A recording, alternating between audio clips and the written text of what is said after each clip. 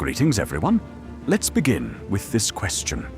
How do you picture a Hellenistic army around 250 BC? Take a moment to imagine it.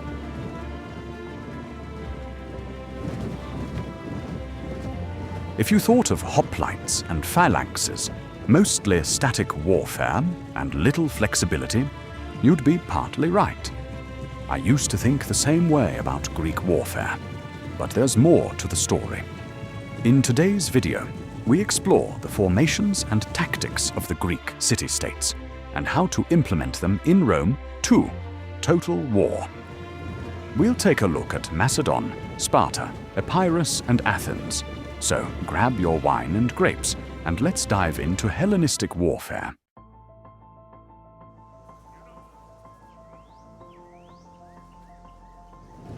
Macedon may be a shadow of its former empire, but its military tradition was unmatched thanks to Philip II and his son, Alexander the Great. Even in 250 BC, the Macedonian army was still based on their proven combined arms system.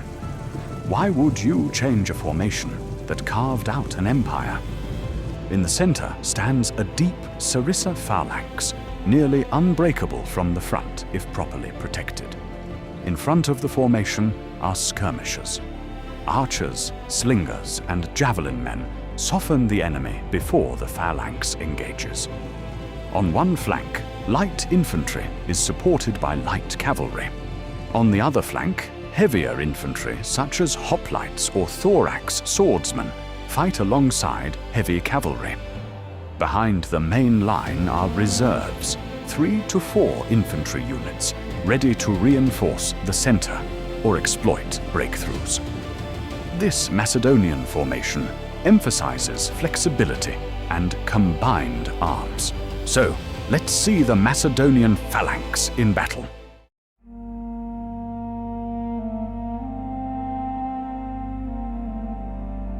All right, here we have the Macedonian formation.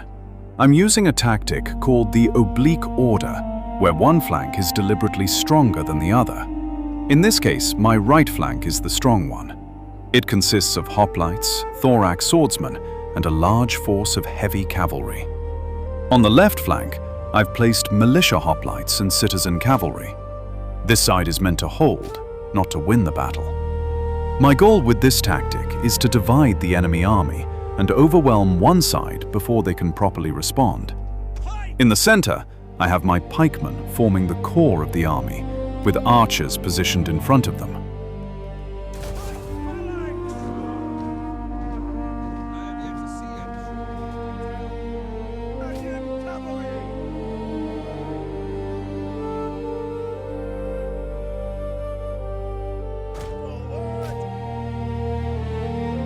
The Athenians are now charging my stronger flank with some of their cavalry, and this is exactly why you place hoplites there.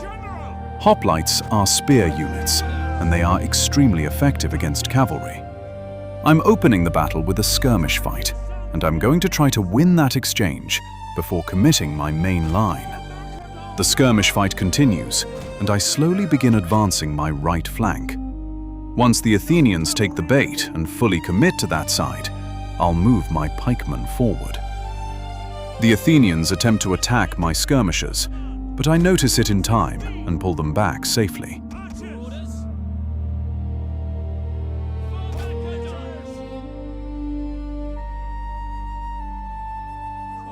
All right, now the moment has come to commit the right flank.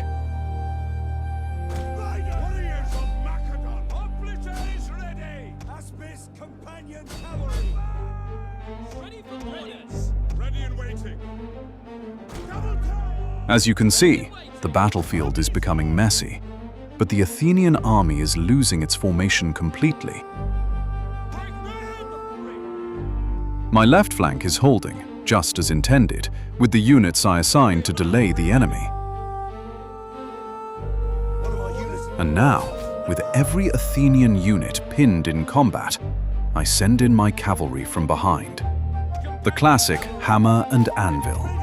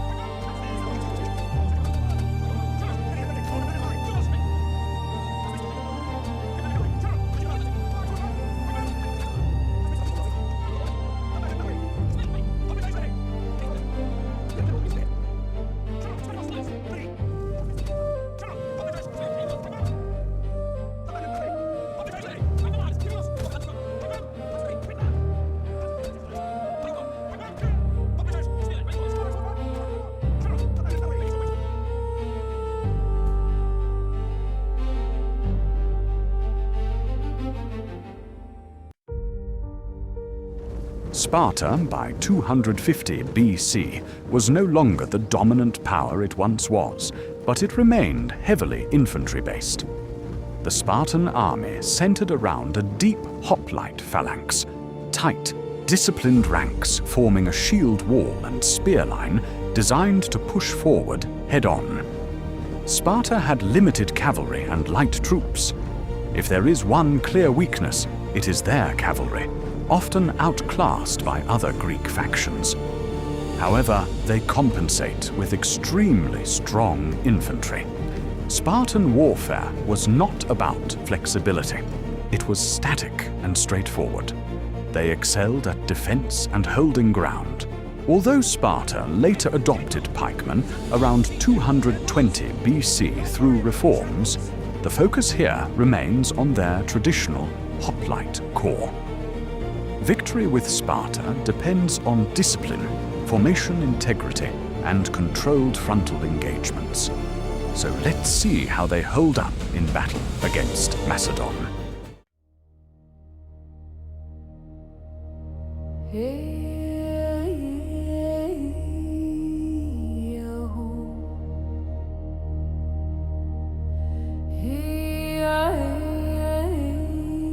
I just explained that Spartan armies around 250 BC relied mostly on hoplites and that they had significantly less cavalry. In this battle, you're going to see how that army performs against a Macedonian force that clearly outclasses me in both infantry and cavalry. They have more cavalry and more pikemen, and in my opinion, pikemen are the stronger infantry in a straight engagement.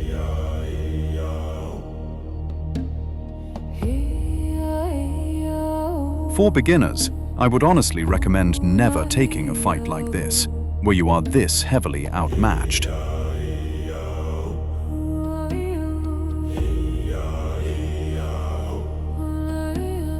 I'm starting with a skirmisher engagement, which I absolutely need to win. If I lose this phase, then I'm outclassed in every single department.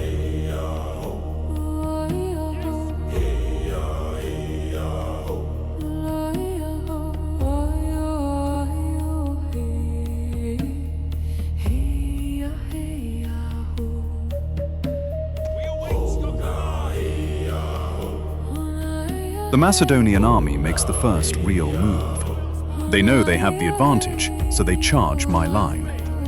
At this point, the only thing I can really try to do is pressure both of their flanks. The Macedonians commit their elite cavalry. They charge straight into my hoplites, which is not ideal for them, but I'm still unable to properly flank, which is definitely not ideal for me.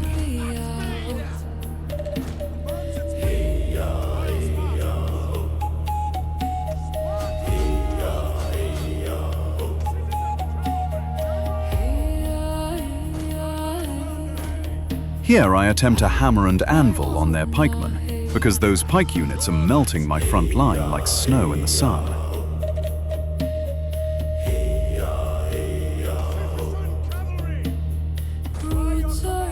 I'm forced to commit my reserves.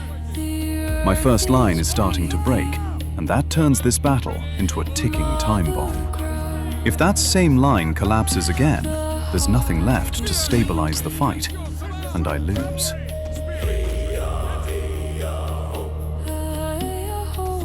The Macedonian cavalry is a constant pain.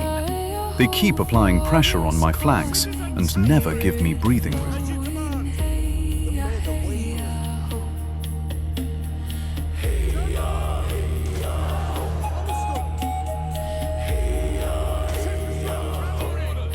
On the flank you're seeing now, my plan actually works. I manage to sandwich their pikemen.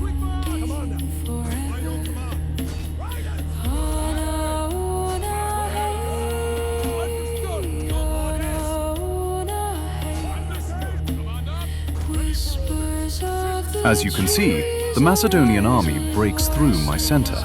However, I'm winning on both flanks.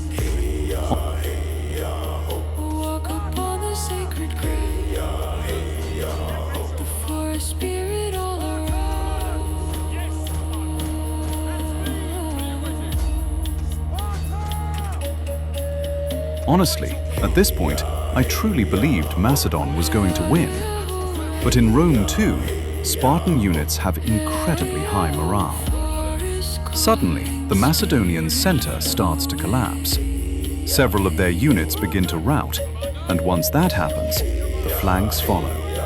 And just like that, the battle turns. Now, I do want to say this clearly. This is not necessarily the strongest possible build for Sparta.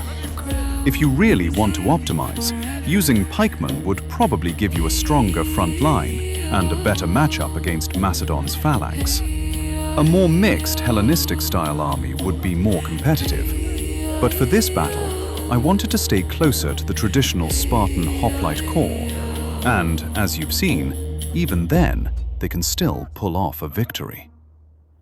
Epirus and Athens will be featured in Part 2, where we'll take a closer look at how their armies perform on the battlefield. Thank you all for watching, and as always, I really appreciate your feedback. So let me know in the comments what you think and what you'd like to see next.